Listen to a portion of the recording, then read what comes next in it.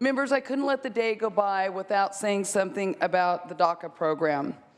As I watched Attorney General Jeff Sessions end the DACA program, I couldn't help but see that he was enjoying himself while he was referring to all of these young people as illegal aliens. I personally have never seen an illegal alien. It was hard to watch an old white guy who has benefited from white privilege his entire life smugly ruin the lives of hundreds of thousands of young people. Kind of made me embarrassed to be white.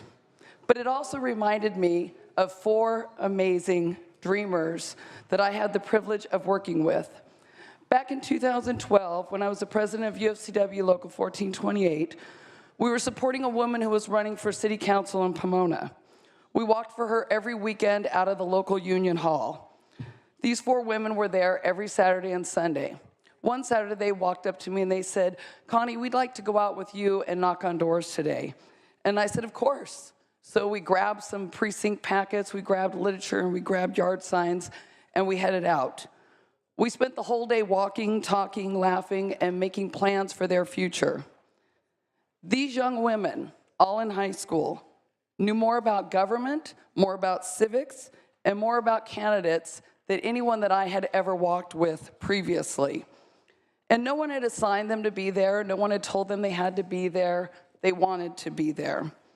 After a very productive and fun day, as we were driving back, I said, "Ladies, we do a women's conference every year up in Sacramento, and I can't think of 4 better women suited to join me than the 4 of you." And the car instantly became quiet. And I remember thinking, what just happened? And one of the young women said, "Thank you, Connie, but we're dreamers. We can't get on a plane." And I said, "Well, you know what? At UFCW Local 1428, we've been known to take a road trip. How about if we rent a van and take all of you young women up to Sacramento?" And that's what we did the next year. When we had our women's conference, we brought these 4 women in a van to speak at our women's conference. I asked all 4 of them to share their story. And instead of just sharing their story, they spent their time, they had put together a poem, and each of them read a stanza.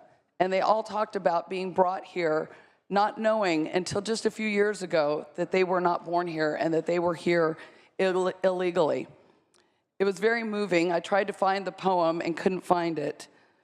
So I wonder what will happen to these young women who are now all in college. One has graduated. The 3 others are seniors in college.